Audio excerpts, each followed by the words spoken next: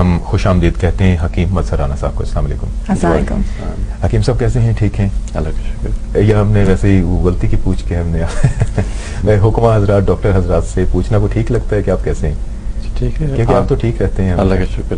آپ تو ٹھیک رہتے ہیں. میرا مطلب ہے کہ اگر توانائی میں کمی آ جائے امبرینا آپ نے لے لینا ہے. ہاں جی بالکل. امبرینا پیتے ہیں, کیوں نہیں پیتے ہیں. جی ہاں جی ہاں, وہ گھر کی میڈیسنز آپ کے پاس ہوتی ہیں. جی بالکل. امبرینا ماشاءاللہ کافی اچھی رسپانس آ رہی ہے امبرینا کی. اب تو لگتا ہے اسٹاک بھی آپ کے پاس لمیٹڈ رہ گئے. جی محدود ہو گیا, تقریباً 8-9 بوٹلس رہ گئی ہیں. اور ابھی بھی جیسے ہم نے 2 ہفتے پہلے بتایا تھا اپنے پروگرام میں کہ برمنگھم سے ایک ڈپازٹ ہوا ہے, پیسے ڈپازٹ کیے انہوں نے, لیکن ایڈریس نہیں ابھی تک بھیجا.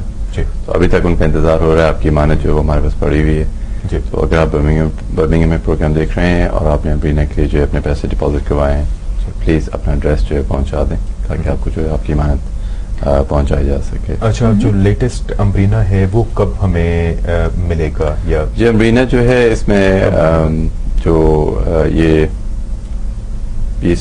کل یا سیٹرڈے یا منڈے کو جو ہے نئی سپلائی آ رہی ہے اسٹاک کی. جڑی بوٹیاں آرڈر کی ہوئی تھی. اچھا, تو وہ ڈیلیور ہوگی. جی, تو اس کے بعد پھر ڈیسائیڈ کیا جائے گا کہ ایک اور بیچ بن سکتا ہے یا نہیں. سو ابھی ہم اناؤنس کر دیں گے. جی ٹھیک ہے. جی, تو ابھی 8-9 بوٹل امبرینا کی جو ہے ابھی موجود ہیں. بالکل ٹھیک ہے. ٹھیک ہے. سو حکیم صاحب آج کا ٹاپک کیا ہوگا اور کیا موضوع ہے آج کے پروگرام؟ جی آج کا جو ہمارا پروگرام ہے اس میں ہمارا جو موضوع ہے علاج معالجہ جو ہے, اس میں تحقیق کے ساتھ ساتھ تجدید بہت ضروری ہوتی ہے.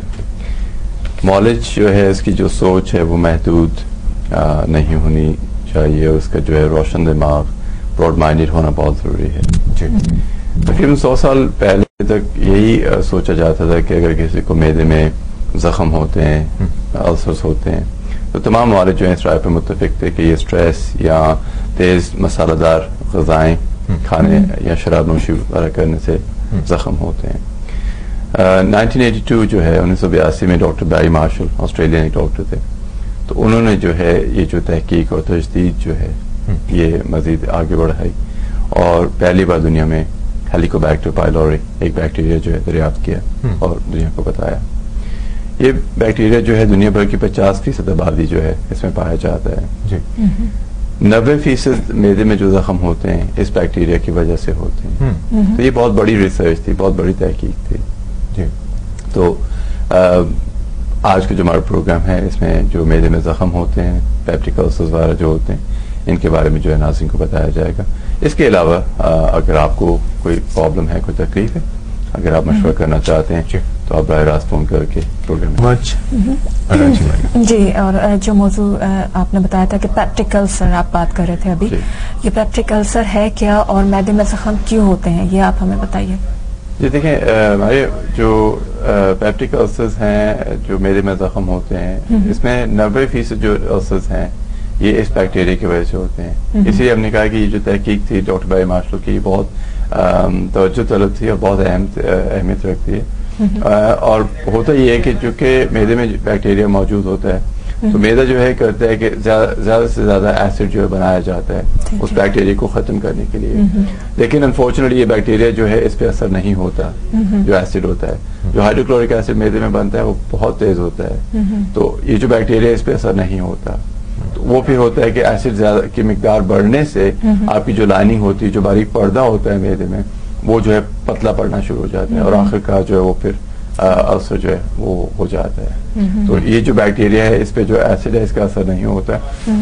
اور اگین اس میں مزید ریسرچ سے سامنے آیا ہے کہ یہ جو بیکٹیریا ہے ایک انزائم ہوتا ہے, ایک خاص کیمیکل ریلیز کرتا ہے جس سے اس کے جو ایسڈ ہوتا ہے وہ نیوٹرلائز ہو جاتا ہے. تو یہ اس کا اپنا سیلف ڈیفینس میکینزم ہے اپنے آپ کو بچانے کا. اور یہ بھی ریسرچ سے ثابت ہوا ہے کہ کچھ لوگ ایسے بھی ہوتے ہیں, اب دیکھیں قدرت اس میں دیکھیں کہ کئی لوگ ایسے بھی ہوتے ہیں کہ جن کے معدے میں یہ بیکٹیریا پایا جاتا ہے لیکن انہیں اثر نہیں. بات ہو رہی تھی کہ آپ نے بتایا تھا کہ ہیلیکو بیکٹیریا جو ہے ایک بیکٹیریا, جو آپ ہمیں یہ بتائیں کہ یہ بیکٹیریا معدے میں زخم کیسے کرتا ہے. جی بیسکلی ایسڈ کے لیولز بڑھ جاتے ہیں اور جیسے آپ کی جو لائننگ ہے معدے کی وہ متاثر ہوتی ہے.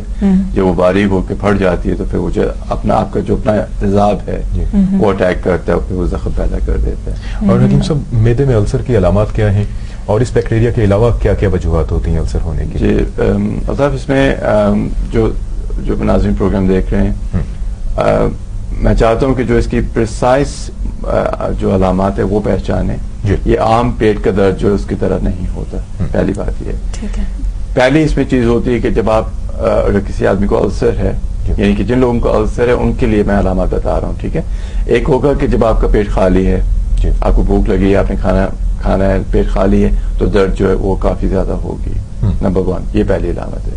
دوسری چیز یہ کہ کھانا کھانے کے 2-3 گھنٹے کے بعد جب آپ کھانا کھائیں گے درد جو ہے وقتی طور پہ کم ہو جائے گا, یا آپ دودھ کا گلاس پیئیں گے تو وقتی طور پہ درد جو ہے کم ہو جائے گا.